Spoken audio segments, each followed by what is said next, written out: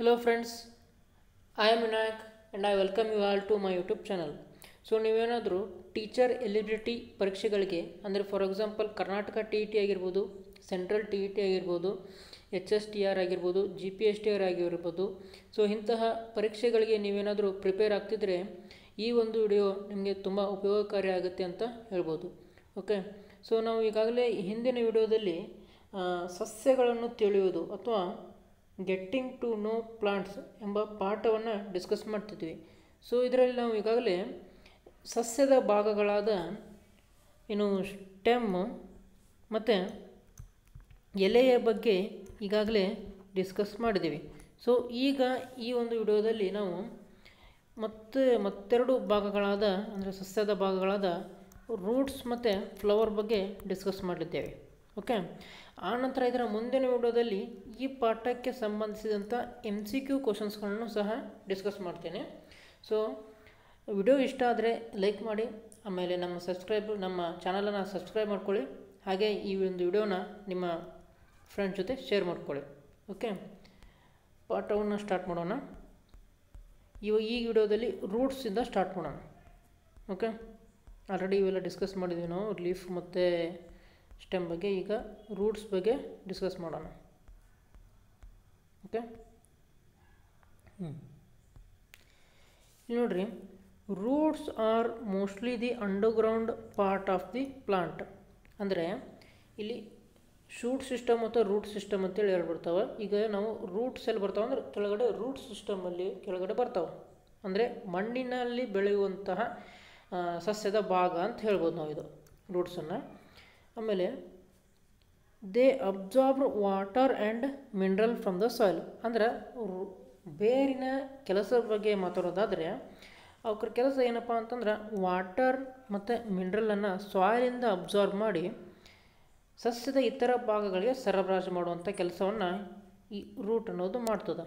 Okay, ಆಮೇಲೆ ಮತ್ತೇನು ಕೆಲಸ ಮಾಡ್ತದಪ್ಪ ಅಂತಂದ್ರೆ ಅದರ ಪ್ರಾಮುಖ್ಯತೆ ಅಂದರೆ they hold soil firmly to keep the plant upright. ಅಂದರೆ ಬೇರುಗಳ ಮುಖಾಂತರ ಮಣ್ಣನ್ನು ಗಟ್ಟಿಯಾಗಿ ಹಿಡಿದುಕೊಂಡು ಸಸ್ಯವನ್ನು ನೆಟ್ಟಗೆ ನಿಲ್ಲಲು ಇದು ಸಹಾಯ ಮಾಡ್ತದೆ.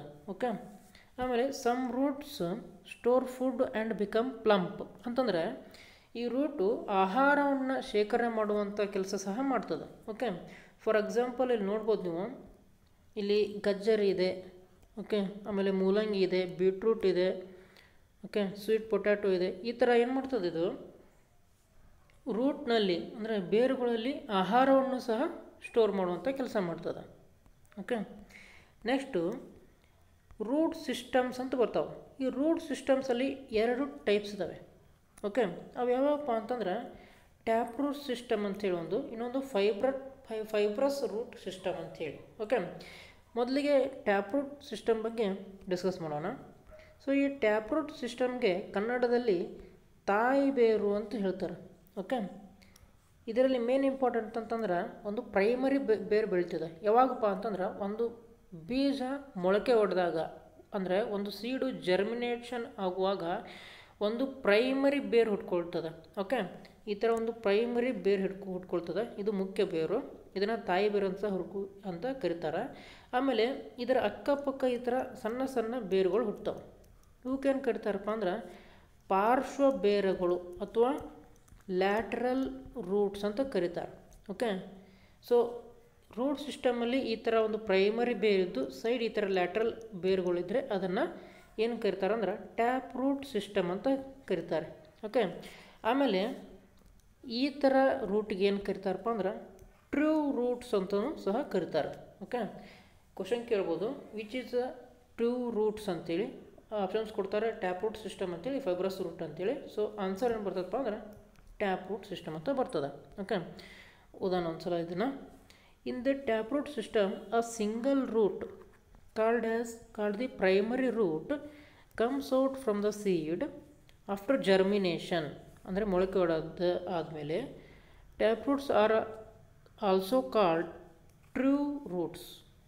ಓಕೆ, ನೆಕ್ಸ್ಟ್ ನೋಡ್ರಿ, later smaller roots called lateral roots ಅಂದರೆ ಪಾರ್ಶ್ವ ಬೇರುಗಳು branch out from this primary root.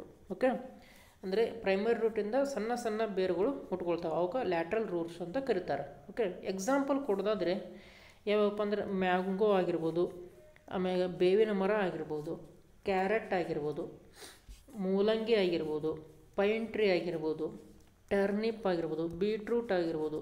So almost ಯಾವ್ಯಾವ ದೊಡ್ಡ ದೊಡ್ಡ ಮರಗಳು ಇರ್ತಾವೆ ನೋಡಿರಿ, ಅವಕ್ಕೆಲ್ಲ ಆಲ್ಮೋಸ್ಟು ಯಾಕಂದರೆ ಟ್ಯಾಪ್ ರೂಟ್ ಸಿಸ್ಟಮ್ ಇರ್ತದೆ. ಯಾಕಂದರೆ ಈ ಟ್ಯಾಪ್ ರೂಟ್ ಅನ್ನೋದು ಭೂಮಿಯ ಆಳಕ್ಕೆ ಭಾಳ ಆಳವಾಗಿ ಹೋಗ್ತದೆ.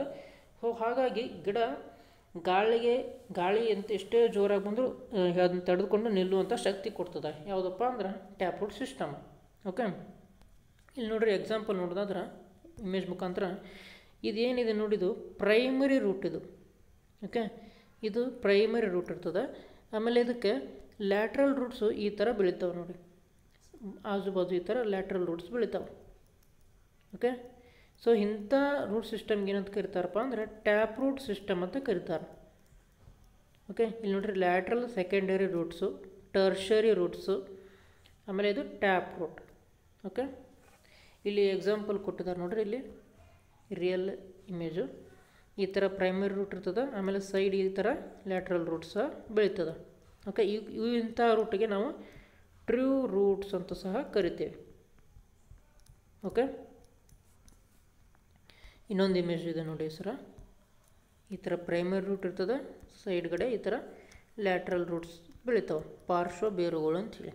ಓಕೆ, ನೆಕ್ಸ್ಟು ಇನ್ನೊಂದು ಟೈಪದ ರೂಟ್ ಸಿಸ್ಟಮ್ ಹೋಗೋಣ. ಇದು ಫೈಬ್ರಸ್ ರೂಟ್ ಸಿಸ್ಟಮ್ ಅಂತೇಳಿ, ಇದಕ್ಕೆ ಕನ್ನಡದಲ್ಲಿ ತಂತು ಬೇರುಗಳು ಅಂತ ಕರೀತಾರೆ. ಒಂದನೇದು ಅವಾಗ ಟ್ಯಾಪ್ ರೂಟ್ ಅಂದರೆ ತಾಯಿ ಬೇರುಗಳು, ಎರಡನೇದು ಇದು ಫೈಬ್ರಸ್ ರೂಟ್ ಸಿಸ್ಟಮ್ ಅಂದರೆ ತಂತು ಬೇರುಗಳು ಅಂತ ಅರ್ಥ. ಓಕೆ, ಈ ತಂತು ಬೇರುಗಳಲ್ಲಿ ಯಾವುದೇ ಥರದ ಪ್ರೈಮರಿ ರೂಟ್ ಇರೋಂಗಿಲ್ಲ, ಮತ್ತು ಇದೊಂದು ಬುಷಿ ಆಕಾರ ಟೈಪ್ ಇರ್ತದೆ. ಓಕೆ, ಗಂಟಾಗಿರ್ತದೆ, ಬುಷಿ ಆಗಿರ್ತದೆ. ಆಮೇಲೆ ಎಲ್ಲವೂ ಸಹ ತೆಳುವಾದ ಬೇರುಗಳು ಇರ್ತವೆ, ಮತ್ತು ಆಲ್ಮೋಸ್ಟ್ ಈಕ್ವಲ್ ಸೈಜ್ ಈ ಥರ ಇರ್ತವೆ. ಇದು ಸ್ಟೆಮ್ ಆದರೆ ಈ ಥರ ಈಕ್ವಲ್ ಸೈಜಲ್ಲಿ ಇರ್ತವೆ. ಮತ್ತು ಇದು ಭೂಮಿಯ ಆಳಕ್ಕೆ ಈ ಥರ ಹೋಗೋದಿಲ್ಲ, ಮೇಲ್ಗಡೆನೇ ಈ ಥರ ಇರ್ತವೆ, ಭಾಳಷ್ಟು ಭೂಮಿ ಆಳಕ್ಕೆ ಹೋಗೋದಿಲ್ಲ. ಓಕೆ, ಇಲ್ಲಿ ಒಂದು ಸ್ವಲ್ಪ ಓದೋಣ ಇದರ ಬಗ್ಗೆ. Fibrous roots which grow from the base of the stem have bushy appearance.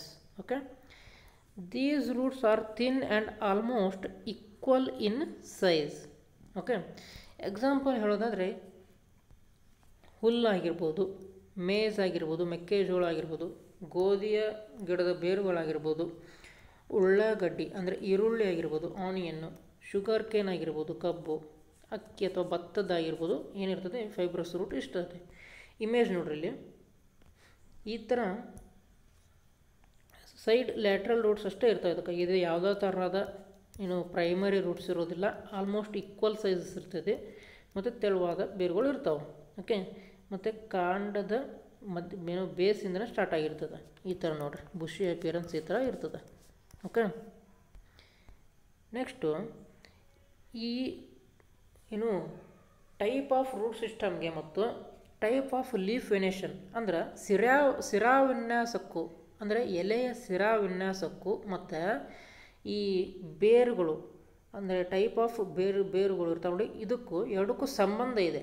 ಅಂದರೆ ನಾವು ಈ ಒಂದು ಎಲೆಯ ಸಿರಾವಿನ್ಯಾಸವನ್ನು ನೋಡಿ ಇದು ಈ ಗಿಡಕ್ಕೆ ಎಂತಹ ಬೇರು ಇರ್ಬೋದು ಅಂತ ನಾವು ಹೇಳ್ಬೋದು. ಅಂದರೆ ತಾಯಿ ಬೇರು ಇದೇನೋ ಅಥವಾ ತಂತು ಬೇರು ಇದೇನೋ ಅಂತ ನಾವು ಜಸ್ಟ್ ಆ ಗಿಡದ ಸಿರಾವಿನ್ಯಾಸ ಅಂದರೆ ಎಲೆಯ ಸಿರಾವಿನ್ಯಾಸವನ್ನು ಲೀಫ್ ವೆನೇಷನ್ ನೋಡಿ ಹೇಳ್ಬೋದು. ಅದೇ ಥರ ಒಂದು ಮರದ ಬೇರುಗಳ ವಿನ್ಯಾಸವನ್ನು ನೋಡಿ ನಾವು ಅದರ ಎಲೆಯ ಸಿರಾವಿನ್ಯಾಸವನ್ನು ಸಹ ಹೇಳ್ಬೋದು. ಅದರ ನಡುವೆ ಒಂದು ರಿಲೇಷನ್ ಇದೆ, ಅದನ್ನು ಮುಂದೆ ಹೇಳ್ತೇನೆ ನಾನು.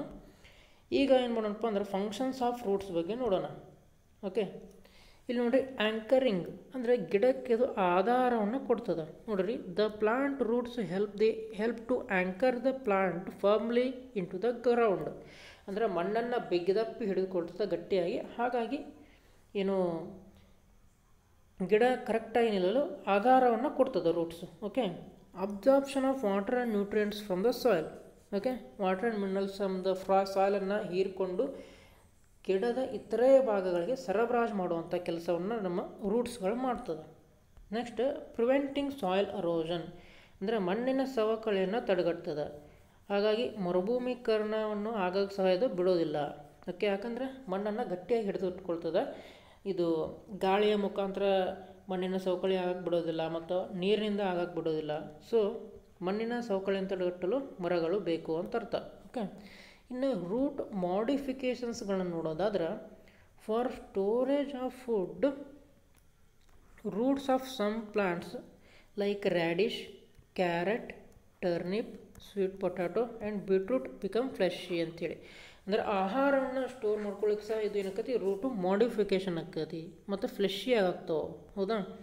ಆಮ್ಯಾಗ ಫಾರ್ ಮಲ್ಟಿಪ್ಲಿಕೇಶನ್ ಏನಕ್ಕತ್ತಪ್ಪ ಅಂತಂದ್ರೆ ಮಾಡಿಫೈ ಆಕತಿ. ಹೆಂಗೆ ಅಂತಂದ್ರೆ, for multiplication roots of plants like dahlia and asparagus can develop into new plants ಅಂತೇಳಿ. ಓಕೆ, ಇಲ್ಲಿ ಸಂತಾನೋತ್ಪತ್ತಿಯೂ ಸಹ ಈ ರೂಟು ಮಾಡಿಫಿಕೇಷನ್ ಅಂತ ಹೇಳಿದಾರೆ. ಹೆಂಗೆ ಆಕತ್ತಪ್ಪ ಅಂತಂದ್ರೆ, ಇಲ್ಲಿ ನೋಡ್ರಿ, ಡಹಲಿಯಾ ಪ್ಲಾಂಟ್ ಅಂದ್ರೆ ಈ ಥರ ನಾವು ಡೇರೆ ಹೂವನ್ನು ನೋಡಿರಬೇಕು. ಡೆಕೋರೇಷನ್ ಪರ್ಪಸ್ಗೆ ಇದನ್ನ ಯೂಸ್ ಮಾಡ್ತಾರೆ. ಈ ಪ್ಲಾಂಟದ ರೂಟ್ ಹೆಂಗೆ ಮಾಡಿಫಿಕೇಷನ್ ಆಗೈತಪ್ಪ ಅಂತಂದ್ರೆ, ಆ ರೂಟಿಂದ ಇನ್ನೊಂದು ಏನೋ ಹೊಸ ಸಸ್ಯ ಬೆಳಿಬೇಕು, ಆ ಥರ ಇದು ಮಾಡಿಫಿಕೇಷನ್ ಆಗಿದೆ. ಹೆಂಗೆ ಆಗೈತಪ್ಪ ಅಂತ ನೋಡೋದಾದ್ರೆ, ಈ ಸೈಡ್ ನೋಡ್ರಿ, ಇಲ್ಲಿ ಈ ಥರ ರೂಟ್ಸು ಫ್ಲೆಶಿಯಾಗಿರ್ತದೆ, ಫ್ಲೆಶಿಯಾಗಿ ಮತ್ತು ಇದು ಇಲ್ಲಿ ಏನೋ ವಿಂಗಡಣೆ ಆಗೈತೆ ಒಂದು ಟೈಪ್ ಇಲ್ಲಿ. ಸೊ ಇಲ್ಲೇನಾಗ್ತದಪ್ಪ ಅಂತಂದ್ರೆ, ಈ ರೂಟು ಇದನ್ನು ತೆಗೆದುಕೊಂಡು ಬೇರೆ ಕಡೆ ನಾವು ಮಣ್ಣಲ್ಲಿ ಹಚ್ಚಿದರೆ ಈ ರೂಟಿಂದನೇ ಏನಕ್ಕಪ್ಪ ಅಂತಂದ್ರೆ ಇನ್ನೊಂದು ಸಸ್ಯ ಬೆಳೀತದೆ. ಓಕೆ, ಆ ರೀತಿ ಇದು ಮಾಡಿಫೈ ಆಗಿದೆ. ಇಲ್ಲಿ ನೋಡ್ರಿ, ಈ ಇಮೇಜಲ್ಲಿ ಕ್ಲಿಯರಾಗಿ ಗೊತ್ತಾಗ್ತದೆ. ಇಲ್ಲಿ ನೋಡ್ರಿ, ಶೂಟ್ ಗ್ರೋಯಿಂಗ್ ಫ್ರಮ್ ಐಸ್ ಅಂತ ಇದೆ. ಇಲ್ಲೊಂದು ಸಣ್ಣದೊಂದು ಬಿಳಿದ ಇದೆ ನೋಡಿ, ಇನ್ನು ಶೂಟು ಅಲ್ಲಿಂದ ಇನ್ನೊಂದು ಸಸ್ಯ ಈ ಥರ ಬೆಳೀತದೆ. ಓಕೆ, ಇದು ಸಹ ಒಂದು ನಮ್ಮ ಬೇರಿನ ಮಾಡಿಫಿಕೇಷನ್. ಯಾವುದಕ್ಕೆ ಅಂತಂದ್ರೆ ಫಾರ್ ಮಲ್ಟಿಪ್ಲಿಕೇಶನ್ ಅಥವಾ ಸಂತಾನ ಉತ್ಪತ್ತಿಗೆ ಅಂತ ಅನ್ಕೋಬೋದು ನೀವು. ಓಕೆ, ಇದು ಯಾವ ಗಿಡದ ಬೇರುಗಳಪ್ಪ ಅಂದರೆ ಈ ಡಹಲಿಯಾ ಪ್ಲಾಂಟದ ಬೇರುಗಳು ಇವೆಲ್ಲ. ಓಕೆ, ನೆಕ್ಸ್ಟ್ ನೋಡಿ, for nutrition plants like dodder have specialized roots called parasitic roots arising from their stem which help them to absorb water and nutrients from the host. Okay, ಅಂದ್ರೆ ನೀವು ಇಲ್ಲಿ ಪ್ಯಾರಾಸೈಟ್ಸ್ ಅಂತ ಕೇಳಿರ್ಬೋದು, ಪ್ಯಾರಾಸೈಟಿಕ್ ಇನ್ಸೆಕ್ಟ್ಸ್ ಅಂತೇಳಿ. For example, ಮನುಷ್ಯನ ತಲೆಯಲ್ಲಿ ಬೆಳೆಯುವಂಥ ಅಥವಾ ವಾಸಿಸುವಂಥ ಹೇನು ಆಗಿರ್ಬೋದು, ಆಮೇಲೆ ಈ ಜ್ವಾಳದಲ್ಲಿರುವಂಥ ನುಸಿ ಆಗಿರ್ಬೋದು, ಅಥವಾ ಈ ದನಗಳ ಮೇಲಿರುವಂಥ ಉಣ್ಣೆಗಳಾಗಿರ್ಬೋದು, ಇವೆಲ್ಲ ಏನಂತಂದ್ರೆ ಪ್ಯಾರಾಸೈಟಿಕ್ ಇನ್ಸೆಕ್ಟ್ಸ್ ಇವೆಲ್ಲ. ಓಕೆ, ಪ್ಯಾರಾಸೈಟ್ಸ್ ಅಂತ ಹೇಳ್ತಾರೆ. ಪ್ಯಾರಾಸೈಟಿಕ್ ಇನ್ಸೆಕ್ಟ್ಸ್ ಅಂದರೆ ಇವು ಇನ್ಸೆಕ್ಟ್ಸ್ ಏನು ಮಾಡ್ತಾವೆ, ಬೇರೆಯ ಪ್ರಾಣಿಯಿಂದ ನ್ಯೂಟ್ರಿಷನನ್ನು ಪಡೆದುಕೊಳ್ತಾವೆ. ಓಕೆ, ಅಂದರೆ ತಮ್ಮ ಆಹಾರಕ್ಕಾಗಿ ಬೇರೆ ಪ್ರಾಣಿಯ ಮೇಲೆ ಅವಲಂಬಿತವಾಗಿದೆ. ಓಕೆ, ಅಂದರೆ ಇದು ಈ ಪ್ಯಾರಾಸೈಟಿಕ್ ರೂಟ್ಸ್ ಏನಾಗಿದವಪ್ಪ ಅಂದ್ರೆ ಬೇರೆ ಗಿಡದ ಮೇಲೆ ಅವಲಂಬಿತ ಆಗಿದೆ. ಓಕೆ, ಯಾವ ಗಿಡದಿಂದ ಆಹಾರವನ್ನು ಪಡಿತಾವೆ ನೋಡ್ರಿ, ಆ ಗಿಡಕ್ಕೆ ಆತಿಥೇಯ ಸಸ್ಯ ಅಂತ ಹೇಳ್ತಾರೆ. ಅಂದರೆ ಇಲ್ಲಿ ಹೆಂಗೆ ಇರ್ತೈತಪ್ಪ ಅಂತಂದ್ರೆ, ಇದೊಂದು ಆತಿಥೇಯ ಸಸ್ಯ ಅಂತ ತಿಳ್ಕೊಳ್ರಿ, ಮೇನ್ ಬೇರೆ ಗಿಡದ ಕೊಂಬೆ ಅಂತ ಅಂದ್ಕೊಳ್ರಿ. ಈ ಪ್ಯಾರಾಸೈಟಿಕ್ ರೂಟ್ಸ್ ಏನು ಮಾಡ್ತಾವೆ ಅಂದ್ರೆ ಈ ಥರ ಈಗ ಸುತ್ಕೊಂಡ್ಬಿಟ್ಟು ಆ ಬೇರೆ ಗಿಡದ ಕೊಂಬೆಯಿಂದ ಏನು ಮಾಡ್ತಾವೆ, ನ್ಯೂಟ್ರಿಷನನ್ನು ಹೀರ್ಕೊಳ್ತಾವೆ. ಓಕೆ, ಇದೊಂದು ಇಮೇಜ್ ಮುಖಾಂತರ ತಿಳ್ಕೊಳ್ಳೋಣ. ಇಲ್ಲಿ ನೋಡ್ರಿ, ಇಲ್ಲಿ ಇದೊಂದು ಆತಿಥೇಯ ಸಸ್ಯ, ಇದು ಬೇರೆ ಗಿಡದ ಸಸ್ಯ ಇದು. ಹೌದಾ? ಈ ಗಿಡಕ್ಕೆ ಏನಾಗ್ತದಪ್ಪ ಅಂತಂದ್ರೆ ಈ ಪ್ಯಾರಾಸೈಟಿಕ್ ರೂಟ್ಸ್ ಏನಾಗ್ತಾವೆ ಅಂತಂದ್ರೆ ಈ ಥರ ನೋಡ್ರಿ, ಈ ಥರ ಸುತ್ತುವರೆದಾವೆ ನೋಡ್ರಿ. ಹೀಗೆ ಸುತ್ತುವರೆದುಕೊಳ್ಳುವ ಮುಖಾಂತರ ಆ ಗಿಡದಿಂದ ನ್ಯೂಟ್ರಿಷನ್ನ ಪಡೆದುಕೊಳ್ತಾವೆ. ಓಕೆ, ಇಲ್ಲಿ ನೋಡ್ರಿ, ಈ ಥರ ಸುತ್ತುವರೆದ ಮುಖಾಂತರ ಏನು ನ್ಯೂಟ್ರಿಷನ್ನ ಪಡೆದುಕೊಳ್ತಾವೆ, ಅಂದರೆ ಹೀರ್ಕೊಳ್ತಾವೆ ಬೇರೆ ಗಿಡದಿಂದ. ಓಕೆ, ಅಂಥ ಸಸ್ಯಗಳಿಗೆ ಅಂದರೆ ಬೇರೆ ಗಿಡದಿಂದ ತಮ್ಮ ನ್ಯೂಟ್ರಿಷನ್ನ ಪೂರೈಸಿಕೊಳ್ಳುವಂಥ ಸಸ್ಯಗಳಿಗೆ ಪ್ಯಾರಾಸೈಟಿಕ್ ಮರಗಳು ಅಥವಾ ಹೇಳ್ತಾರೆ, ಪ್ಯಾರಾಸೈಟಿಕ್ ಪ್ಲಾಂಟ್ಸ್ ಅಂತೆ. ಇದಕ್ಕೆ ಕಸ್ಕೂಟ ಅನ್ನುವಂಥದ್ದು ಒಂದು ಉತ್ತಮವಾದ ಉದಾಹರಣೆ. ಇದು ನೋಡ್ರಿ, ಇದು ಕಸ್ಕೂಟ ಬೇರುಗಳಿವೆ. ಓಕೆ, ಬೇರೆ ಗಿಡದ ಮೇಲೆ ಬೆಳೆದುಕೊಂಡು ಆ ಗಿಡದಿಂದ ಅಂದರೆ ಆತಿಥೇಯ ಗಿಡದಿಂದ ಏನಾಗ್ತದಪ್ಪ ಅಂತಂದ್ರೆ ತಮ್ಮ ನ್ಯೂಟ್ರಿಷನ್ನ ಪೂರೈಸ್ಕೊಳ್ತಾವೆ. ಓಕೆ, ಈ ಥರ ನೋಡ್ರಿ, ಬೇರೆ ಗಿಡದ ಮೇಲೆ ಬೇರುಗಳನ್ನ ಬಿಟ್ಟು ಆಹಾರವನ್ನು ಪಡಿತಾವೆ. ಅಂದರೆ ರೂಟ್ಸ್ ಏನದಾವಪ್ಪ ಅಂತಂದ್ರೆ ಇಲ್ಲಿ ನ್ಯೂಟ್ರಿಷನ್ನ ಪಡೆದುಕೊಳ್ಳೋಕ್ಕೋಸ್ಕರ ಮಾಡಿಫೈ ಆಗಿದಾವೆ. ಇವಕ್ಕೆ ಪ್ಯಾರಾಸೈಟಿಕ್ ರೂಟ್ಸ್ ಅಂತ ಹೇಳ್ತಾರೆ. ಓಕೆ. ಎಕ್ಸಾಂಪಲ್ ಅಂತಂದರೆ ಇಲ್ಲಿ ಡಾಡರ್ ಅನ್ನುವಂಥ ಪ್ಲಾಂಟು. ಓಕೆ, ಮುಂದೆ ಹೋಗೋಣ. ನೋಡಿರಿ next, for climbing some plants have climbing roots that help the plant to climb up a support like a wall, rock or tree. Example money plant ಆಗಿರ್ಬೋದು, black pepper ಅಂದರೆ ಮೆಣಸು ಅಥವಾ ಬೀಟಲ್.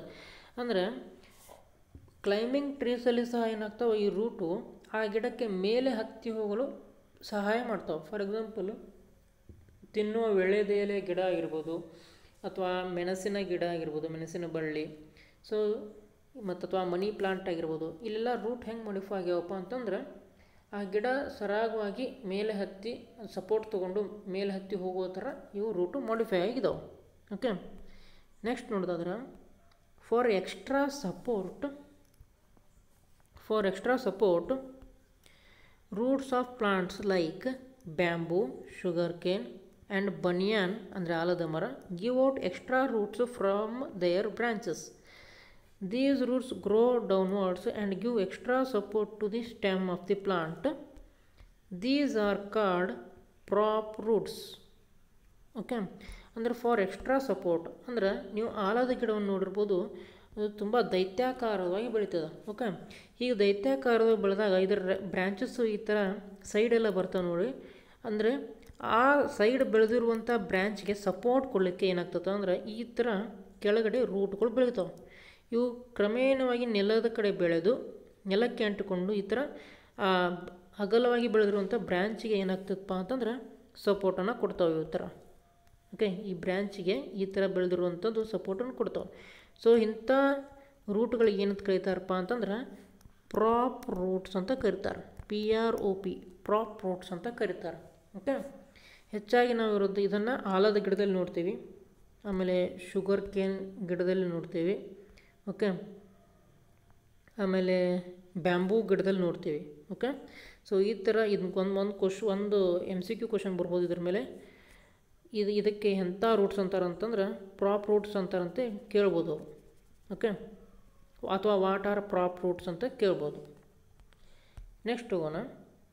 ಈಗ ನೋಡಿರಿ, relation between type of root and type of leaf venation ಅಂದರೆ ಶಿರಾವಿನ್ಯಾಸಕ್ಕೂ ಎಲೆಯ ಶಿರಾವಿನ್ಯಾಸಕ್ಕೂ ಮತ್ತು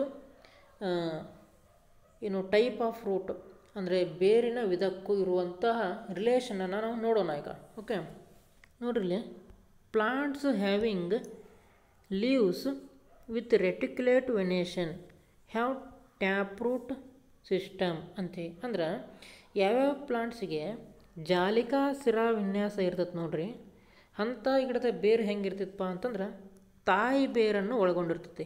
ಓಕೆ, ನೆಕ್ಸ್ಟ್ ನೋಡ್ರಿ, and plants with having leaves with parallel venation have fibrous roots ಅಂದ್ರೆ ಸಮಾನಾಂತರ ಶಿರಾವಿನ್ಯಾಸ ಇದ್ದರೆ ಎಲೆಗಳಲ್ಲಿ ಅದರ ಬೇರುಗಳು ಪಕ್ಕ ತಂತು ಬೇರುಗಳು ಇರ್ತಾವಂತ ಅರ್ಥ. ಓಕೆ, ಇದು ನಿಮಗೆ ನೆನಪಿಟ್ಕೊಳ್ಳೋ ಕಷ್ಟ ಆದರೆ ಒಂದು ರೆಫರೆನ್ಸ್ ಪ್ಲಾಂಟಾಗಿ ತಿಳ್ಕೊಳ್ಳೋಣ. ಅದೊಂದು ರೆಫರೆನ್ಸ್ ಪ್ಲಾಂಟ್ ಅಂತಂದ್ರೆ ಯಾವುದಂದ್ರೆ ಫಾರ್ ಎಕ್ಸಾಂಪಲು ಹುಲ್ಲು ಅಂತ ತಿಳ್ಕೊಳ್ರಿ. ಹುಲ್ಲನ್ನು ಆಲ್ಮೋಸ್ಟ್ ಎಲ್ಲರೂ ಸರ್ವೇ ಸಾಮಾನ್ಯವಾಗಿ ನೋಡೇ ಇರ್ತೀರ. ಓಕೆ, ಈ ಹುಲ್ಲನ್ನು ನೋಡಲಿಕ್ಕೆ ಅದರ ಎಲೆಗಳು ಹೆಂಗಿರ್ತಾವಪ್ಪ ಅಂತಂದ್ರೆ ಉದ್ದನೇ ಇರ್ತಾವೆ ಮತ್ತು ಅದರಲ್ಲಿ ಪ್ಯಾರಲಲ್ ವೆನೇಷನ್ ಇರ್ತದೆ ಈ ಥರ. ಹೌದಾ, ಈ ಥರ ಎಲೆ ಇದ್ದರೆ ಅದರ ಉದ್ದ ಎಲೆ ಇದ್ದರೆ ಅದರದ್ದು ಪ್ಯಾರಲಲ್ ವೆನೇಷನ್ ಇರ್ತದೆ. ಓಕೆ, ಅಥವಾ ಸಮಾನಾಂತರ ಶಿರಾವಿನ್ಯಾಸ ಇರ್ತೈತಿ. ಆಮೇಲೆ ಅದರ ಬೇರುಗಳನ್ನು ಸಹ ಎಲ್ಲರೂ ಸರ್ವೇ ಸಾಮಾನ್ಯ ನೋಡೇ ಇರ್ತೀವಿ ನಾವು. ಬೇರುಗಳು ಹೆಂಗಿರ್ತದಪ್ಪ ಅಂತಂದ್ರೆ ಬುಷಿಯಾಗಿರ್ತದೆ, ಗಂಟಾಗಿರ್ತದೆ, ಆಮೇಲೆ ತೆಳುವಾಗಿರ್ತದೆ, ಆಮೇಲೆ ಆಲ್ಮೋಸ್ಟ್ ಎಲ್ಲ ಒಂದೇ ಸೈಜದ್ದು ಇರ್ತಾವೆ. ಓಕೆ, ಈ ಥರ ಆಲ್ಮೋಸ್ಟ್ ಎಲ್ಲ ಒಂದೇ ಸೈಜಲ್ಲಿರ್ತದೆ. ಆಮೇಲೆ ಯಾವುದೇ ಥರದ ಪ್ರೈಮರಿ ರೂಟ್ ಅಥವಾ ಮೇನ್ ರೂಟ್ ನಮ್ಗೆ ಕಾಣೋದಿಲ್ಲ, ತಾಯಿವರು ಕಾಣೋದಿಲ್ಲ. ಓಕೆ, ಸೊ ಹಾಗಾದರೆ ನಾವು ಹುಲ್ಲನ್ನು ರೆಫರೆನ್ಸ್ ಆಗಿ ಇಟ್ಕೊಂಡ್ರೆ ಅಂದರೆ ಹುಲ್ಲನ ಎಲೆ ಇರ್ತೈತಿ, ಪ್ಯಾರಲಲ್ ವೆನೇಷನ್ ಇರ್ತೈತಿ, ಮತ್ತು ಅದರ ಬೇರುಗಳು ಇರ್ತೈತಿ, ಫೈಬ್ರಸ್ ರೂಟ್ ಇರ್ತೈತಿ. ಓಕೆ, ಸೊ ಹುಲ್ಲನ್ನು ಒಂದು ನೆನಪಿಟ್ಕೊಂಡ್ಬಿಟ್ರೆ ಆಯ್ತು ನೀವು. ಓಕೆ, ಇದನ್ನು ರೆಫರೆನ್ಸ್ ಇಟ್ಕೊಂಡು ನಾವು ಯಾವ ಕ್ವಶನ್ ಮುಂದೆ ನಾವು ಸಾಲ್ವ್ ಮಾಡ್ಬೋದು. ಓಕೆ, ಅಂದರೆ ಹಿಂಗೆ ಕ್ವಶನ್ ಕೇಳ್ಬೋದು, plants having fibrous roots have dash type of leaf venation ಅಂತ ಕೇಳ್ತಾರೆ. ಅಂದ್ರೆ ಫೈಬ್ರಸ್ ರೂಟ್ಸ್ ಇಲ್ಲಿ ನಾವು ಇಲ್ಲಿ ಹುಲ್ಲಲ್ಲಿ ನೋಡಿದ್ವಿ. ಡ್ಯಾಶ್ ಟೈಪ್ ಆಫ್ ವೆನೇಷನ್ ಅಂತಂದ್ರೆ ಹುಲ್ಲಿನಲ್ಲಿ ನಾವು ಏನು ನೋಡಿದ್ವಿ, ಎಲೆಗೆ ಪ್ಯಾರಲ್ ವೆನೇಷನ್ ನೋಡಿದ್ವಿ. ಸೊ ಈ ಥರ ನಮಗೆ ನೆನಪು ಮಾಡ್ಕೊಳಕ್ಕೆ ಈಸಿ ಆಗ್ತದೆ. ಓಕೆ, ನೆಕ್ಸ್ಟ್ ಇಲ್ಲಿ ನೋಡಿರಿ ಕೋಕೋನಟ್ ಟ್ರೀ. ಈ ಕೋಕೋನಟ್ ಟ್ರೀನಲ್ಲಿ ಎಲೆ ಹೆಂಗಿರ್ತೈತಪ್ಪ ಅಂದ್ರೆ ಪ್ಯಾರಲ್ ವೆನೇಷನ್ ಇರ್ತೈತಿ, ಸಮಾನಾಂತರ ಇರ್ತೈತಿ. ಸೊ ಅದಕ್ಕೆ ಆಬ್ವಿಯಸ್ಲಿ ಅದರ ರೂಟ್ಸ್ ಹೆಂಗಿರ್ತಾವೆ ಅಂದ್ರೆ ಫೈಬ್ರಸ್ ರೂಟ್ಸ್ ಇರ್ತಾವೆ. ಅದೇ ಥರ ಗ್ರಾಸಲ್ಲಿ ಇದೇ ಡಿಸ್ಕಸ್ ಮಾಡಿದೆ, ಪ್ಯಾರಲ್ ವೆನೇಷನ್ ಇರ್ತೈತಿ ಮತ್ತು ಅದರ ರೂಟ್ಸು ಫೈಬರ್ ರೂಟ್ಸ್ ಇರ್ತೈತಿ, ಫೈಬ್ರಸ್ ರೂಟ್ ಸಿಸ್ಟಮ್ ಇರ್ತೈತಿ ಅಥವಾ ತಂತು ಬೇರುಗಳು ಇರ್ತಾವೆ. ಅದೇ ಮ್ಯಾಂಗೋ ನೋಡ್ರಿ, ಮ್ಯಾಂಗೋ ಎಲ್ಲಿ ಪ್ಯಾರಲಲ್ ವೆನೇಷನ್ ಇರೋದಿಲ್ಲ, ಸಮಾನಾಂತರ ಇರೋದಿಲ್ಲ. ಅದು ಹೆಂಗಿರ್ತೈತಪ್ಪ ಅಂದ್ರೆ ಜಾಲಿಕಾ ಶಿರಾವಿನ್ಯಾಸ ಇರ್ತೈತಿ ಅಥವಾ ರೆಟಿಕ್ಯುಲೇಟ್ ಲೀಫ್ ವೆನೇಷನ್ ಇರ್ತೈತಿ. ಓಕೆ, ಅವಾಗ ಅದರ ರೂಟ್ ಹೆಂಗಿರ್ತೈತಪ್ಪ ಅಂದ್ರೆ ಟ್ಯಾಪ್ ರೂಟ್ ಸಿಸ್ಟಮ್ ಇರ್ತೈತಿ, ತಾಯಿ ಬೇರು ಅಂತ ಇರ್ತೈತಿ. ಓಕೆ, ಆಲ್ಮೋಸ್ಟ್ ಯಾವ್ಯಾವ ದೊಡ್ಡ ದೊಡ್ಡ ಮರ ಇರ್ತಾವೆ ನೋಡ್ರಿ ಅವಕ್ಕೆ ಟ್ಯಾಪ್ ರೂಟ್ ಸಿಸ್ಟಮ್ನೇ ಇರ್ತೈತಿ. ಯಾಕಂದ್ರೆ ಟ್ಯಾಪ್ ರೂಟ್ ಸಿಸ್ಟಮ್ ಯಾವಾಗಲೂ ಭೂಮಿಯ ಆಳಕ್ಕೆ ಹೋಗ್ತದೆ ಮತ್ತು ಮಣ್ಣನ್ನು ಗಟ್ಟಿಯಾಗಿ ಹಿಡ್ಕೊಂಡು ನಿಲ್ತದೆ. ಓಕೆ, ಹಾಗಾಗಿನೇ ದೊಡ್ಡ ದೊಡ್ಡ ಮರಗಳು ಎಂಥ ದೊಡ್ಡ ಗಾಳಿ ಬಂದರೂ ಗಟ್ಟಿಯಾಗಿ ನಿಲ್ಲಕ್ಕೆ ಟ್ಯಾಪ್ ರೂಟ್ ಸಿಸ್ಟಮ್ ಹೆಲ್ಪ್ ಮಾಡ್ತದೆ. ನೆಕ್ಸ್ಟ್ ಇನ್ನು ತುಳಸಿ ನೋಡ್ರಿ, ತುಳಸಿ ಸಹ ಏನಿರ್ತೈತಿ ಪ್ಯಾರಲಲ್ ರೂಟ್ಸ್ ಇರೋದಿಲ್ಲ, ಬದಲಾಗಿ ಈ ಥರ ರೆಟಿಕ್ಯುಲೇಟ್ ವೆನೇಷನ್ ಇರ್ತೈತಿ. ಅಂದರೆ ವೇನ್ಸ್ ನಡುವೆ ಸಮಾನಾಂತರವಾದ ಡಿಸ್ಟೆನ್ಸ್ ಇರೋದಿಲ್ಲ. ಸೊ ತುಳಸಿ ಏನಾಗ್ತದೆ ರೆಟಿಕ್ಯುಲೇಟ್ ವೆನೇಷನ್ ಮಾಡ್ತದೆ, ಮತ್ತು ರೆಟಿಕ್ಯುಲೇಟ್ ವೆನೇಷನ್ ಇದ್ದರೆ ಆಬ್ವಿಯಸ್ಲಿ ಟ್ಯಾಪ್ ರೂಟ್ ಸಿಸ್ಟಮ್ನೇ ಇರ್ತದೆ. ಓಕೆ, ಈ ಒಂದು ಇದೇನು ಟಾಪಿಕ್ ಇದೆ ಇದು ಈ ಸ್ಕ್ವೇರ್ ಏನು ಡಿಸ್ಕಸ್ ಮಾಡಿದೆ ನೋಡಿ ನಾ ರಿಲೇಷನ್, ಇದ್ರ ಬಗ್ಗೆ ಪಕ್ಕ ಒಂದು ಕ್ವಶನು ಬಂದೇ ಬರ್ತದೆ. ಸೊ ಇದು very very important. Okay, next ಮುಂದೆ ಹೋಗೋಣ. ನೆಕ್ಸ್ಟ್ ಬರುವಂಥ ಭಾಗ ಯಾವುದಪ್ಪ ಅಂತಂದ್ರೆ very attractive part in plant ಅಂತ ಹೇಳ್ಬೋದು, ಅದು ಫ್ಲವರ್ಸ್. ಓಕೆ, ಫ್ಲವರ್ಸ್ ಬಗ್ಗೆ ಡಿಸ್ಕಸ್ ಮಾಡೋಣ. ಇಲ್ಲಿ ನೋಡ್ರಿ, it is usually the most attractive part of a plant, also called as modified shoot. Okay, modified shoot ಅಂತ ಕರೀತಾರೆ ಇದನ್ನು. ಆಮೇಲೆ ಇದರಲ್ಲಿ ಬರುವಂಥ ಭಾಗಗಳು ನೋಡೋದಾದ್ರೆ ಸೆಪಲ್ಸ್ ಬರ್ತಾವೆ, ಪೆಟಲ್ಸು, ಸ್ಟೆಮನ್ಸ್ ಆ್ಯಂಡ್ ಪಿಸ್ಟಿಲ್ಸ್ ಅಂತ ಬರ್ತಾವೆ, R the main parts of a flower. Okay, ಒಂದೊಂದಾಗಿ ಡಿಸ್ಕಸ್ ಮಾಡ್ತಾ ಹೋಗೋಣ. ನೆಕ್ಸ್ಟ್ ಇಲ್ಲಿ ಈಗ ಹೆಂಗೆ ಎಲೆಯ ಯಾವ ಭಾಗ ಕಾಂಡಕ್ಕೆ ಅಂಟ್ಕೊಂಡಿರ್ತೈತೆ ನೋಡ್ರಿ, ಅದನ್ನು ನಾವು ಪೆಟಿಯೋಲ್ ಅಂತ ಕರೆದ್ರೆ, ಅದೇ ಥರನಾಗಿ ಹೂವಿನ ಯಾವ ಭಾಗ ಒಂದು ಕಾಂಡಕ್ಕೆ ಅಂಟ್ಕೊಂಡಿರ್ತೈತೆ ನೋಡಿ ಆ ಭಾಗವನ್ನು ನಾವು ಪೆಡಿಸೆಲ್ ಅಂತ ಕರಿತೇವೆ. ಓಕೆ, ಪೆಡಿಸೆಲ್ ಅಂತ ಕರಿತೇವೆ. ನೋಡಿರಿ, the stalk that joins of flower to the plant is called as pedicel ಅಂಥೇಳಿ. ಓಕೆ, ಆಮೇಲೆ ಸೆಪಲ್ಸ್ ಅಂತೇಳಿ ಬರ್ತಾವೆ, ಪುಷ್ಪ ಪತ್ರಗಳು ಅಂಥೇಳಿ. ಓಕೆ, ಇಲ್ಲಿ ನೋಡ್ರಿ, it is the outermost whorl of the flower, often they are small green leaf like structures, they protect the inner parts of flower while it is still a bud ಅಂತೇಳಿ. Okay, ಇದನ್ನೊಂದು diagram ಮುಖಾಂತರ ನೋಡ್ಬಿಡೋಣ ಇಲ್ಲಿ. ಹಾಂ ನೋಡ್ರಿ, ಇಲ್ಲಿ ನಾವು ಏನೇನು discuss ಮಾಡಿದ್ವಿ ಈಗ ಜಸ್ಟ್ ಈಗ ಅಂತಂದ್ರೆ ಇಲ್ಲಿ ಸೆಪಲ್ಸ್ ಬಗ್ಗೆ ಡಿಸ್ಕಸ್ ಮಾಡತ್ತಿದ್ದೀವಿ. ಆ ಸೆಪಲ್ಸ್ ಅಂದ್ರೆ ಇದು ಗಿಡವು ಅಥವಾ ಹೂ ಇನ್ನೂ ಮೊಗ್ಗಾಗಿರುವಾಗ ಅದೇನು ಪ್ರೊಟೆಕ್ಟ್ ಮಾಡ್ತದೆ ನೋಡಿ ಹೊರಗಿನ ಹಸಿರು ಇರುವಂಥ ಎಲೆಗಳು, ಅದಕ್ಕೆ ಸೆಪಲ್ಸ್ ಅಂತ ಕರಿತೇವೆ. ಓಕೆ, ಈ ಸೆಪಲ್ಸ್ಗೆ ಇನ್ನೊಂದು ಹೆಸರು ಏನಪ್ಪ ಅಂದ್ರೆ ಕ್ಯಾಲಿಕ್ಸ್ ಅಂತೇಳಿ, ಕ್ಯಾಲಿಕ್ಸ್. ಓಕೆ, ಕ್ಯಾಲಿಕ್ಸ್ ಅಂತೇಳಿ. ಆಮೇಲೆ ಇವೇನು ದಳಗಳು ಕಾಣ್ತಾವೆ ನೋಡು, ಪುಷ್ಪ ದಳಗಳು, ಇವಕ್ಕೆ ಪೆಟಲ್ಸ್ ಅಂತ ಕರೀತಾರೆ. ಓಕೆ, ಪೆಟಲ್ಸ್ ಅಂತೇಳಿ ಕರೀತಾರೆ. ಇವು ಮೋಸ್ಟ್ಲಿ ಭಾಳ ಅಟ್ರ್ಯಾಕ್ಟಿವ್ ಆಗಿರ್ತಾವೆ ಮತ್ತು ಒಂದು ಹೆಂಗೆ ಅಟ್ರಾಕ್ಟಿವ್ ಇರ್ತಾವಪ್ಪ ಅಂದ್ರೆ ಪರಾಗಸ್ಪರ್ಶಕ್ಕೆ ಕೀಟಗಳನ್ನ, ಪಕ್ಷಿಗಳನ್ನು, ಪಾತರಗಿತ್ತಿಗಳನ್ನು ಏನೋ ಎಲ್ಲ ಅಟ್ರ್ಯಾಕ್ಟ್ ಮಾಡ್ಬೇಕು ನೋಡಿ, ಆ ಥರ ಇವು ತುಂಬ ಕಲರ್ಫುಲ್ಲಾಗಿರ್ತಾವೆ ಮತ್ತು ಫ್ರ್ಯಾಗ್ನೆನ್ಸ್ ಅಂದರೆ ಸುಗಂಧ ದ್ರವ್ಯವನ್ನು ಇವು ಹೊಂದಿರ್ತಾವೆ ಅಂತ ಅರ್ಥ. ಓಕೆ, ಈ ಪೆಟಲ್ಸಿಗೆ ಇನ್ನೊಂದು ಹೆಸರು ಏನಪ್ಪ ಅಂತಂದ್ರೆ ಕೊರೊಲ್ಲಾ ಅಂಥೇಳಿ, ಕೊರೊಲ್ಲಾ ಅಂತ ಕರೀತಾರೆ. ಓಕೆ, ನೆಕ್ಸ್ಟ್ ಬರೋದು ಸ್ಟೆಮನ್ ಅಂತ ಬರ್ತದೆ ಇಲ್ಲಿ. ಓಕೆ, ಸ್ಟೆಮನ್ ಅಂತ ಬರ್ತದೆ ಇಲ್ಲಿದೆ ನೋಡ್ರಿ, ಇದು ಮೇಲ್ ರೀಪ್ರೊಡಕ್ಟಿವ್ ಪಾರ್ಟ್. ಇದು ಸ್ಟೆಮನ್ಗೆ ಮೇಲ್ ರೀಪ್ರೊಡಕ್ಟಿವ್ ಪಾರ್ಟ್ ಅಂತ ಕರೀತಾರೆ. ಇಲ್ಲಿದೆ ನೋಡಿ, ಇದು ಸ್ಟೆಮನ್ನು ಈ ಥರ. ಓಕೆ, ಇದೇನಿದೆ ಲೈನ್ ಇದೆ ನೋಡಿ, ಇದಕ್ಕೆ ಫಿಲಾಮೆಂಟ್ ಅಂತ ಕರೀತಾರೆ, ಫಿಲಾಮೆಂಟ್. ಆಮೇಲೆ ಮೇಲಿರುವಂಥ ಗುಂಡಿಗೆ ನೋಡಿ ಇಲ್ಲಿ ಆ್ಯಂಥರ್ ಅಂತ ಕರೀತಾರೆ. ಈ ಆ್ಯಂಥಲ್ ಮೇಲೆ ಏನು ಬೆಳಿತಾವಪ್ಪ ಅಂದ್ರೆ ಪೋಲನ್ ಗ್ರೇನ್ ಅಂತ ಬೆಳಿತಾವೆ. ಓಕೆ, ಇದೆಲ್ಲ ಏನು ಮೇಲ್ ರೀಪ್ರೊಡಕ್ಟಿವ್ ಪಾರ್ಟ್. ಓಕೆ, ಸ್ಟೆಮನ್ಗೆ ಮೇಲ್ ರೀಪ್ರೊಡಕ್ಟಿವ್ ಪಾರ್ಟ್ ಅಂತ ಕರೀತಾರೆ. ಅದೇ ಥರ ಇಲ್ಲಿ ಫಿಮೇಲ್ ರೀಪ್ರೊಡಕ್ಟಿವ್ ಪಾರ್ಟ್ ಅಂತ ಬರ್ತದೆ. ಯಾವುದಪ್ಪ ಅಂದರೆ ಇಷ್ಟು ಪಾರ್ಟ್ ನೋಡಿ, ಈ ಪಾರ್ಟ್ ಏನಿದೆ ನೋಡಿ, ಕಲರ್ ಚೇಂಜ್ ಮಾಡ್ತೀನಿ. ಈ ಪಾರ್ಟ್ ಏನಿದೆ ನೋಡಿ, ಇದು ಫಿಮೇಲ್ ರೀಪ್ರೊಡಕ್ಟಿವ್ ಪಾರ್ಟ್. ಓಕೆ, ಈ ಫಿಮೇಲ್ ರೀಪ್ರೊಡಕ್ಟಿವ್ ಪಾರ್ಟು ಏನೇನನ್ನು ಒಳಗೊಂಡಿರ್ತದಪ್ಪ ಅಂತಂದ್ರೆ, ಮೇಲೆ ಟಾಪ್ ಆಗಿರುವಂಥ ಸ್ಟಿಗ್ಮಾನ ಒಳಗೊಂಡಿರ್ತದೆ. ಆಮೇಲೆ ಇದು ಪೈಪ್ ಅಂತ ಕರಿತೀವಿ ನೋಡಿ, ಈ ಪೈಪಿಗೆ ಏನು ಸ್ಟೈಲ್ ಅಂತ ಕರೀತಾರೆ. ಆಮೇಲೆ ಇದು ಕೆಳಗಿರುವಂಥದ್ದು ಓವರಿ. ಓಕೆ, ಈ ಸ್ಟೈಲ್ ಅನ್ನುವಂಥದ್ದು ಏನು ಮಾಡ್ತಿತ್ತಪ್ಪ ಅಂತಂದ್ರೆ, ಈ ಓವರಿ ಮತ್ತು ಈ ಸ್ಟಿಗ್ಮಾನ ಕನೆಕ್ಟ್ ಮಾಡುವಂಥ ಕೆಲಸವನ್ನು ಸ್ಟೈಲ್ ಅನ್ನೋದು ಮಾಡ್ತದೆ. ಸೊ ಈ ಫಿಮೇಲ್ ರೀಪ್ರೊಡಕ್ಟಿವ್ ಪಾರ್ಟ್ಗೆ ಕಲೆಕ್ಟಿವ್ ಆಗಿರುವಂಥ ನೇಮ್ ಏನಪ್ಪ ಅಂತಂದ್ರೆ ಪಿಸ್ಟಿಲ್ ಅಂತ ಹೇಳಿ. ಓಕೆ, ಇದು ಪಿಸ್ಟಿಲ್ ಅಂತ ಹೇಳಿ. ಇದು ಸ್ವಲ್ಪ ಇದನ್ನ ಡೆಫಿನೇಷನ್ಸ್ ನೋಡೋಣ ಒಂದು ಸ್ವಲ್ಪ. ಪೆಟಲ್ಸ್, ಸೆಫಲ್ಸ್ ಮುಗಿದಿದೆ, ಇನ್ನು ಪೆಟಲ್ಸ್ಗಿದ್ದೆ ನಾನು. ಪೆಟಲ್ಸ್ ಅಂದರೆ ಪುಷ್ಪದಳಗಳು ಅಂಥೇಳಿ ಅರ್ಥ. ಓಕೆ, ಅದೇ ಕನ್ನಡದಲ್ಲಿ ಸೆಫಲ್ಸ್ಗೆ ಪುಷ್ಪ ಪತ್ರಗಳು ಅಂತ ಕರೀತಾರೆ. ಇವಾಗ ಪೆಟಲ್ಸ್ ಬಗ್ಗೆ ನೋಡೋಣ. Inside the sepals there is a whorl of petals. Different flowers have petals of different colours. Some flowers have sweet smelling petals. With its color and fragrance, the petals attract not only the human beings but also the insects and the birds ಅಂತ ಕೇಳಿದ್ದಾರೆ. Okay, explanation ಮಾಡಿದ್ದೀನಿ already. Next ಇನ್ ಸ್ಟೆಮನ್ಸ್ ಬಗ್ಗೆ ಹೋಗೋಣ.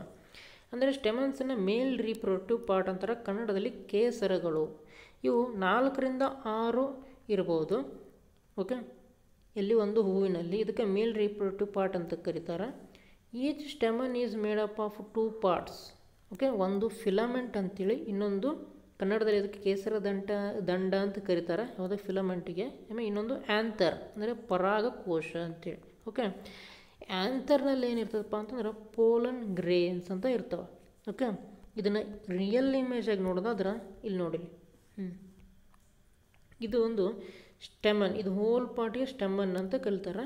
Okay, ಆಮೇಲೆ ಈ ಏನು ಪೈಪ್ನ ಆಕಾರ ಕಾಣ್ತಿದ್ದು ನೋಡಿ, ಇದಕ್ಕೆ ಫಿಲಾಮೆಂಟ್ ಅಂತ ಕರೀತಾರೆ.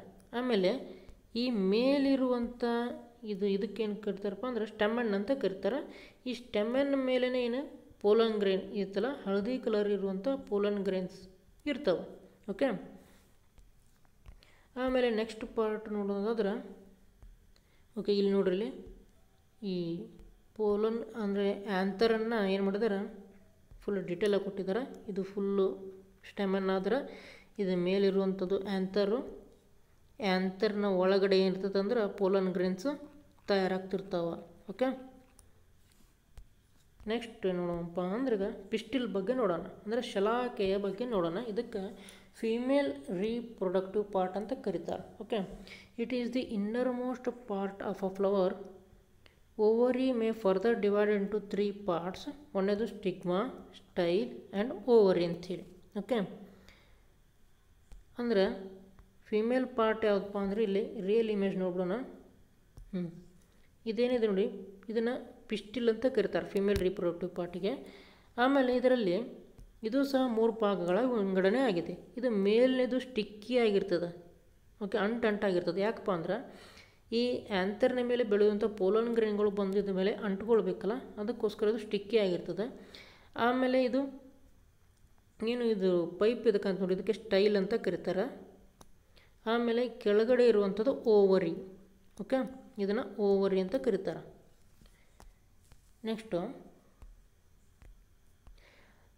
Sticky top portion called as stigma. ಕನ್ನಡದಲ್ಲಿ ಇದಕ್ಕೆ ಶಲಾಕಾಗ್ರ ಅಂತ ಕರೀತಾರೆ. Okay, and enlarged base called ovary.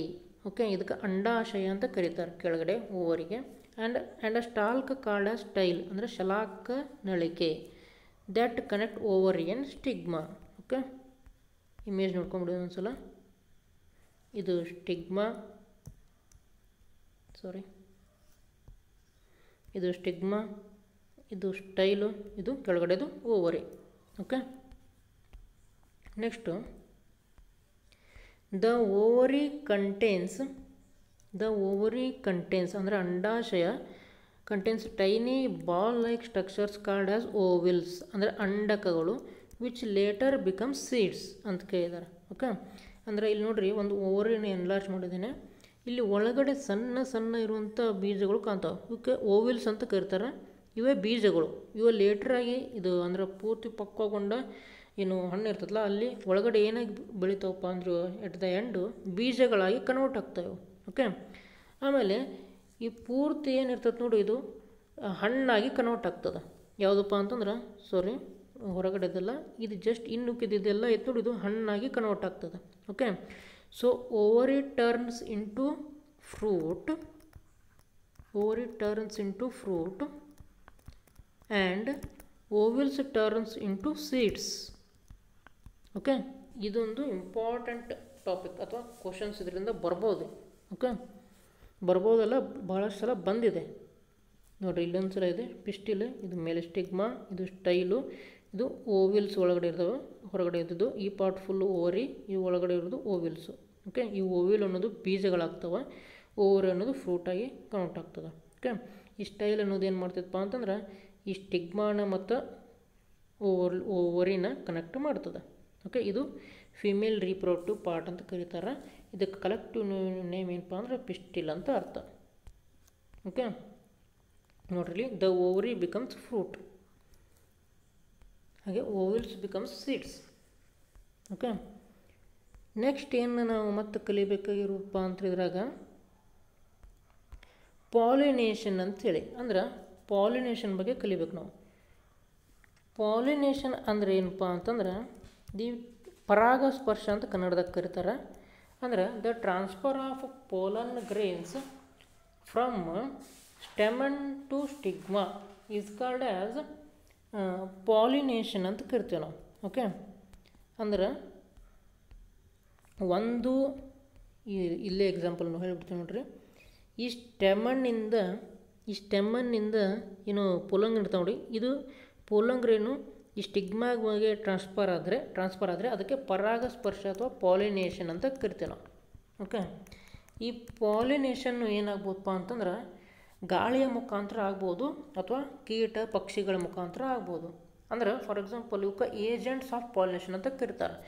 ಯಾವ ಏಜೆಂಟ್ಸ್ ಆಫ್ ಪಾಲಿನೇಷನ್ ಅಂದರೆ ಗಾಳಿ ಆಗಿರ್ಬೋದು, ಅಂದರೆ ಗಾಳಿಯ ಮುಖಾಂತರ ಈ ಪೋಲಂಗ್ರೇನ್ ಹೋಗಿ ಈ ಸ್ಟಿಗ್ಮಾಗೆ ಅಂಟ್ಕೋಬೋದು, ಅದಕ್ಕೆ ಗಾಳಿಯ ಮುಖಾಂತರ ಆದಂಥ ಪರಾಗಸ್ಪರ್ಶ ಅಂತಾರೆ. ಅಥವಾ ಈ ಕೀಟಗಳು ಅಥವಾ ಪಕ್ಷಿಗಳಿಂದ ಏನು ಪರಾಗಸ್ಪರ್ಶ ಆದ್ರೆ ಇನ್ಸೆಕ್ಟ್ ಪಾಲಿನೇಟೆಡ್ ಫ್ಲವರು ಅಂತದ್ದು ಕರೀತಾರೆ. ಓಕೆ, ನೆಕ್ಸ್ಟ್ ಇಲ್ಲಿ ಸೆಲ್ಫ್ ಪಾಲಿನೇಷನ್ ಮತ್ತು ಕ್ರಾಸ್ ಪಾಲಿನೇಷನ್ ಅಂತ ಬರ್ತದೆ. ಓಕೆ, ಫಸ್ಟ್ ಸೆಲ್ಫ್ ಪಾಲಿನೇಷನ್ ಅಂತ ಏನಾದರೂ ತಿಳ್ಕೊಳ್ಳೋದಾದ್ರೆ ಈ ಅಂದರೆ ಅದಕ್ಕಿಂತ ಮೊದಲು ನಾವೇನು ಕಲಿಬೇಕಪ್ಪ ಅಂತಂದ್ರೆ ಯೂನಿಸೆಕ್ಸುವಲ್ ಫ್ಲವರು ಮತ್ತು ಬೈಸೆಕ್ಸುವಲ್ ಫ್ಲವರ್ ಅಂತ ಕರಿಬೇಕಾಗ್ತದೆ. ಏನಪ್ಪ ಅಂತಂದ್ರೆ ಯೂನಿಸೆಕ್ಸುವಲ್ಲು ಫ್ಲವರ್ ಮತ್ತು ಬೈಸೆಕ್ಸುವಲ್ ಫ್ಲವರ್. ಇದಾದಮೇಲೆ ನಾವು ಏನು ಕಲಿಯೋಣಪ್ಪ ಅಂದ್ರೆ ಸೆಲ್ಫ್ ಪಾಲಿನೇಷನ್ ಕ್ರಾಸ್ ಪಾಲಿನೇಷನ್ ಬಗ್ಗೆ ಕಲಿಯೋಣ. ಓಕೆ, ಈ ಯೂನಿಸೆಕ್ಸುವಲ್ ಫ್ಲವರ್ ಅಂದ್ರೆ ಏನಪ್ಪ ಅಂತಂದ್ರೆ ಯಾವುದಾದ್ರೂ ಒಂದು ಅಂದರೆ ಅದು ಮೇಲ್ ರೀಪ್ರೊಡಕ್ಟಿವ್ ಪಾರ್ಟ್ ಆದರೂ ಇರ್ಬೋದು ಅಥವಾ ಫೀಮೇಲ್ ರೀಪ್ರೊಡಕ್ಟಿವ್ ಪಾರ್ಟ್ ಆದರೂ ಇರ್ಬೋದು. ಯಾವುದಾದ್ರೂ ಒಂದು ಮಾತ್ರ ಒಂದು ಹೂವಿನಲ್ಲಿದ್ದರೆ ಅದಕ್ಕೆ ನಾವೇನು ಕರಿತೀವಿ ಅಂತಂದ್ರೆ ಯೂನಿಸೆಕ್ಸುವಲ್ ಫ್ಲವರ್ ಅಂತ ಕರಿತೀವಿ. ಓಕೆ, ಅದಕ್ಕೆ ಎಕ್ಸಾಂಪಲ್ ಯಾವುದಂದ್ರೆ ಪಪ್ಪಾಯ ಫ್ಲವರ್ ಆಗಿರ್ಬೋದು, ಪಪ್ಪಾಯ. ಓಕೆ, ಆನಂತರ ಬೈಸೆಕ್ಸುವಲ್ ಫ್ಲವರ್ ಅಂದ್ರೆ ಏನಪ್ಪ ಅಂತಂದ್ರೆ ಎರಡೂ ರೀಪ್ರೊಡಕ್ಟಿವ್ ಪಾರ್ಟ್ಸು ಅಂದರೆ ಮೇಲು ಮತ್ತು ಫಿಮೇಲು ಎರಡೂ ರೀಪ್ರೊಡಕ್ಟಿವ್ ಪಾರ್ಟ್ಸು ಒಂದೇ ಫ್ಲವರ್ನಲ್ಲಿ ಇದ್ದಾರೆ, ಅದಕ್ಕೆ ಬೈಸೆಕ್ಸುವಲ್ ಫ್ಲವರ್ ಅಂತ ಕರಿತೀವಿ. ಓಕೆ, ಅದಕ್ಕೆ ಎಕ್ಸಾಂಪಲ್ ಯಾವುದಪ್ಪ ಅಂದ್ರೆ ದಾಸವಾಳ ಗಿಡ ಆಗಿರ್ಬೋದು, ಅಂದರೆ ಹಿಬಿಸ್ಕಸ್ ಏನಪ್ಪ ಅಂತಂದರೆ ಒಂದು ಬೈಸೆಕ್ಸುವಲ್ ಫ್ಲವರ್ಗೆ ಒಂದು ಎಕ್ಸಾಂಪಲ್ ಅದು. ಓಕೆ, ಸೊ ಅಂದ್ರೆ ಇಲ್ಲಿ ನೋಡ್ರಿ ಮೇಲ್ ರೀಪ್ರೊಡಕ್ಟಿವ್ ಅಂದರೆ ಸ್ಟೆಮನ್ನು ಇಲ್ಲೇ ಇದೆ, ಆಮೇಲೆ ಫಿಮೇಲ್ ರೀಪ್ರೊಡಕ್ಟಿವ್ ಪಾರ್ಟ್ ಆದಂಥ ಪಿಸ್ಟಿಲ್ ಸಹ ಇಲ್ಲೇ ಇದೆ. ಸೊ ಈ ಥರ ಎರಡೂ ಭಾಗಗಳು ಅಂದರೆ ಎರಡೂ reproductive parts both male and female ಎರಡೂ ಒಂದೇ ಹೂವಿನಲ್ಲಿದ್ದರೆ ಅದು ಬೈಸೆಕ್ಸುವಲ್ ಫ್ಲವರ್ ಅಂತ ಅರ್ಥ. ಓಕೆ, ಮೇಲೆ ಏನು ಕಲಿಯೋಣಪ್ಪ ಅಂತಂದ್ರೆ ಇದು ಕಾನ್ಸೆಪ್ಟ್ ಕ್ಲಿಯರ್ ಆದ ಅಂದ್ಕೊಂಡೀನಿ. ಇನ್ಮೇಲೆ ಏನು ಕಲಿಯೋಣಪ್ಪ ಅಂದ್ರೆ ಈ ಸೆಲ್ಫ್ ಪಾಲಿನೇಷನ್ನು ಮತ್ತು ಈ ಕ್ರಾಸ್ ಪಾಲಿನೇಷನ್ ಬಗ್ಗೆ ತಿಳ್ಕೊಳ್ಳೋಣ. ಓಕೆ, ಸೆಲ್ಫ್ ಪಾಲಿನೇಷನ್ ಮತ್ತು ಕ್ರಾಸ್ ಪಾಲಿನೇಷನ್ ಬಗ್ಗೆ ತಿಳ್ಕೊಳ್ಳೋಣ. ಓಕೆ, ಈ ಸೆಲ್ಫ್ ಪಾಲಿನೇಷನ್ ಅಂದರೆ ಏನಪ್ಪ ಅಂತಂದ್ರೆ, ಇಲ್ಲಿ ನೋಡ್ರಿ, ಒಂದೇ ಹೂವಿನ ಪಾಲನ್ ಗ್ರೇನ್ಸು ಅದೇ ಹೂವಿನ ಸ್ಟಿಗ್ಮಾ ಮೇಲೆ ಹೋಗಿ ಕೂತ್ಕೊಂಡು ಪಾಲಿನೇಷನ್ ಆದರೆ ಅದು ಸೆಲ್ಫ್ ಪಾಲಿನೇಷನ್. ಯಾಕಂದರೆ ಎರಡು both male and female parts ಏನಿದಾವಪ್ಪ ಅಂತಂದ್ರೆ ಒಂದೇ ಹೂವಿನಲ್ಲಿದಾವೆ, ಅದು ಸೆಲ್ಫ್ ಪಾಲಿನೇಷನ್ ಆಗ್ತದೆ. ಅಥವಾ ಒಂದು ವೇಳೆ ಈಗ ಕ್ರಾಸ್ ಪಾಲಿನೇಷನ್ ಅಂದರೆ ಏನು ತಿಳ್ಕೊಳ್ಳೋದಾದ್ರೆ, ಈಗ ಇಲ್ಲೊಂದು ಹೂ ತೆಗಿತೇನೆ ನೋಡ್ರಿ, ನಾನು ಇಲ್ಲೊಂದು ಈ ಥರ ಹೂವಿದೆ ಅಂತ ಅಂದ್ಕೊಳ್ಳಿ. ಓಕೆ, ಈ ಬೇರೆ ಹೂವಿನ ಪಾಲನ್ ಗ್ರೇನ್ಸು ಈ ಹೂವಿನ ಸ್ಟಿಗ್ಮಾ ಮೇಲೆ ಹೋಗಿ ಕೂತ್ಕೊಂಡು ಈ ಥರ ಪಾಲಿನೇಷನ್ ಆದರೆ ಅದಕ್ಕೆ ನಾವೇನು ಕರಿತೀವಪ್ಪ ಅಂತಂದ್ರೆ ಕ್ರಾಸ್ ಪಾಲಿನೇಷನ್ ಅಂತ ಕರಿತೀವಿ. ಕ್ರಾಸ್ ಪಾಲಿನೇಷನ್ ಅಂತ ಕರಿತೀವಿ. ಓಕೆ, ಆನಂತರ ಇಲ್ಲಿ ಇನ್ನೊಂದು ಕಾನ್ಸೆಪ್ಟ್ ಬರ್ತದೆ, ಯಾವುದಪ್ಪ ಅಂತಂದ್ರೆ ಗೆಟಿನೋಗೆಮಿ ಅಂತ ಬರ್ತದೆ. ಗೆಟಿನೋಗೆಮಿ ಅಂತ ಬರ್ತದೆ. ಈ ಗೆಟಿನೋಗೆಮಿ ಅಂದರೆ ಏನಂತಂದ್ರೆ, ಒಂದೇ ಹೂವಿನ ಅಂದರೆ ಒಂದೇ ಗಿಡದ ಎರಡು ಹೂವುಗಳ ಮಧ್ಯೆ ಪಾಲಿನೇಷನ್ ಆದರೆ ಅದಕ್ಕೆ ಗೆಟಿನೋಗೆಮಿ ಅಂತ ಕರೀತಾರೆ. ಓಕೆ, ಅಂದರೆ ಇದು ಒಂದು ದೊಡ್ಡ ಗಿಡ ಅಂತ ಅಂದ್ಕೊಳ್ಳಿದ್ದು, ಪೂರ್ತಿಯಾಗಿರುವಂಥ ದೊಡ್ಡ ಗಿಡ. ಓಕೆ, ಈ ಗಿಡದಲ್ಲಿ ಇನ್ನೊಂದು ಹೂವಿದೆ ಅಂತ ಅಂದ್ಕೊಳ್ಳಿಲ್ಲ. ಓಕೆ, ಇಲ್ಲಿ ಇನ್ನೊಂದು ಈ ಥರ ಹೂವಿದೆ ಅಂತ ಅಂದ್ಕೊಳ್ಳಿ. ಓಕೆ, ಸೊ ಈ ಥರ ಒಂದೇ ಗಿಡದಲ್ಲಿರುವಂಥ ಎರಡು ಹೂವುಗಳ ಮಧ್ಯೆ ಪಾಲಿನೇಷನ್ ಆದರೆ, ಅಂದರೆ ಈ ಹೂವಿನ ಪಾಲನ್ ಗ್ರೇನ್ಸು ಬೇರೆ ಹೂವಿನ ಅಂದರೆ ಅದೇ ಗಿಡದಲ್ಲಿರಬೇಕು, ಅದು ಸಹ ಹೂವು ಆ ಬೇರೆ ಗಿಡದಲ್ಲಿರುವಂತಹ ಇನ್ನೊಮ್ಮೆ ಎಕ್ಸ್ಪ್ಲೇನ್ ಮಾಡ್ತೀನಿ ನೋಡ್ರಿ. ಸಾರಿ ಈ ಥರ ನೋಡ್ರಿ, ಇಲ್ಲಿ ಇದು ಒಂದು ದೊಡ್ಡ ಗಿಡ ಅಂತ ಅಂದ್ಕೊಳ್ರಿ.